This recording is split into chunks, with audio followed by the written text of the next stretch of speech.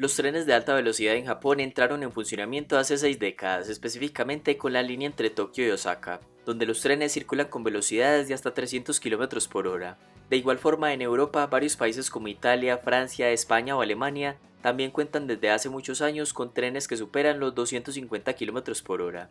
China ha construido en los últimos 20 años unos 30.000 kilómetros de vías férreas de alta velocidad. Por otra parte, Estados Unidos cuenta con una red estatal de trenes de pasajeros llamada Amtrak, pero está muy lejos de considerarse como de alta velocidad, pues la única línea que supera los 200 km por hora es la que va desde Washington hasta Boston. Y aunque puede alcanzar los 240 km por hora, solo lo hace durante 55 de sus 735 km de recorrido total. Las preguntas a responder son: ¿por qué Estados Unidos no cuenta con trenes de alta velocidad si países incluso de ingresos medios los tienen? ¿Por qué el proyecto actual de un tren de alta velocidad en California ha sido un fracaso y por qué la inversión privada podría estar aportando soluciones más eficientes en Estados Unidos? Antes de la década de 1950, la red ferroviaria en Estados Unidos era muy popular, pero la competencia de los autos y el creciente transporte aéreo estaba llevando a la quiebra a las empresas ferroviarias, de modo que en 1970 se creó Amtrak, una empresa propiedad del gobierno para preservar la red nacional de servicio ferroviario de pasajeros. El problema es que esta empresa sigue funcionando es gracias a los subsidios del gobierno, principalmente porque la única línea que podría ser rentable es la del Nordeste, que conecta a Washington y Boston, pero el resto de la red del país necesita ayudas para subsistir. Si algo requiere una red ferroviaria para ser rentable es una alta densidad poblacional, y si miramos un mapa de Estados Unidos, en el oeste del país la densidad poblacional es muy baja, a excepción de California. Es decir, hay rutas que no existirían si la empresa fuera privada, simplemente porque no tiene sentido, al menos desde el punto de vista económico, tomar un tren con Amtrak desde Los Ángeles a Houston, demorarse 35 horas y pagar $134, cuando un avión se demora 3 horas y el tiquete podría ser incluso mucho más barato. De modo que una baja densidad poblacional es uno de los factores que dificultan la viabilidad del tren de alta velocidad en la mayor parte del territorio estadounidense. Por el contrario, si miramos el mapa mundial, la densidad poblacional en Europa y el sudeste asiático es alta, por lo cual los trenes de alta velocidad tienden a ser más viables financieramente. Se suele comparar el sistema ferroviario de Estados Unidos con el de China, un país que, como lo mencionamos, ha invertido masivamente en trenes y vías de alta velocidad, y por eso resulta tentador pensar que Estados Unidos podría replicar el modelo chino. Sin embargo, China ha avanzado muy rápido en este tema porque prácticamente el Estado es el dueño de los terrenos. En otras palabras, no tienen los derechos de propiedad como los que tienen en Estados Unidos.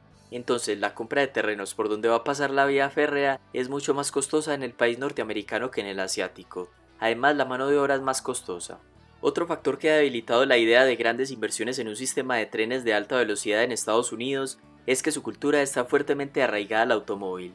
Los estadounidenses desarrollan buena parte de su día dentro de un automóvil, esto por las grandes distancias que deben recorrer diariamente en ciudades muy extensas y con escaso transporte público. Estados Unidos tiene aproximadamente 850 vehículos por cada 1000 habitantes, la tasa más alta del mundo a excepción de microestados como Mónaco. Por eso hay un dicho en ese país: no parking, no business, es decir, el parqueadero del negocio es tan importante como el negocio.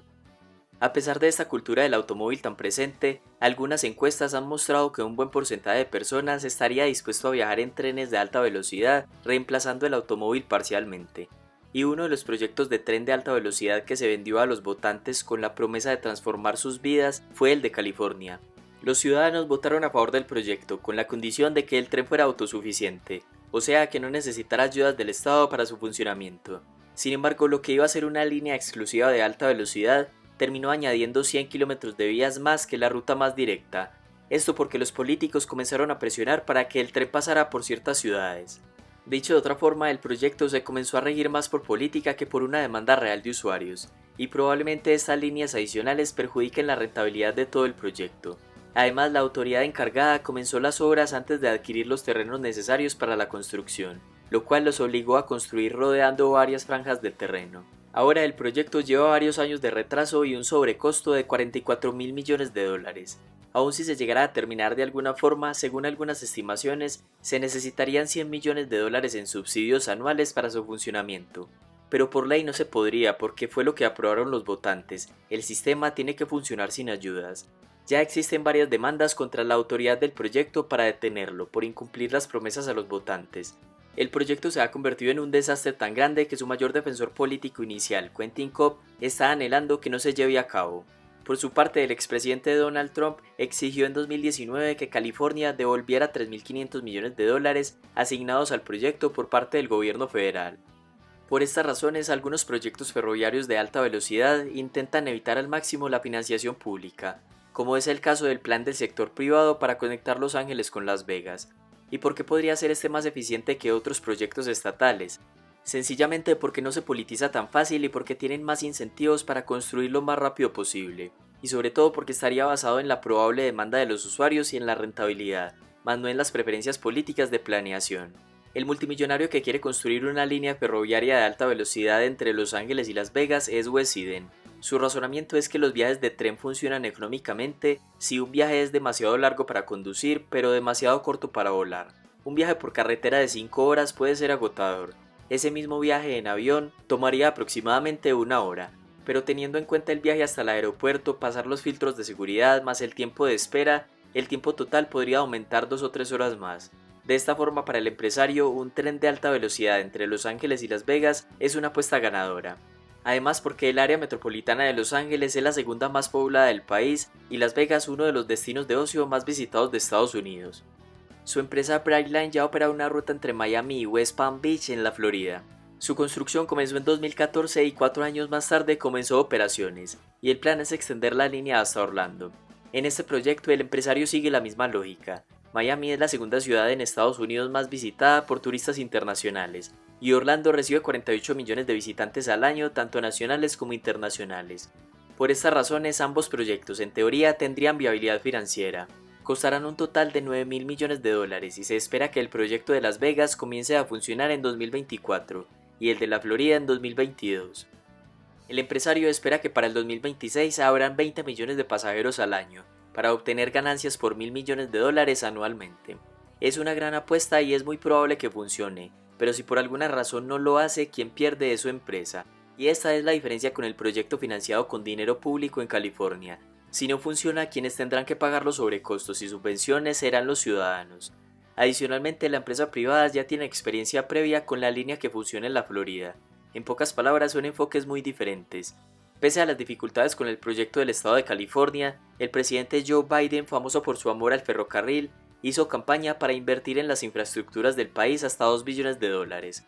Y hay un proyecto de tren de alta velocidad entre Boston y Nueva York que encajaría perfectamente en la idea de Biden.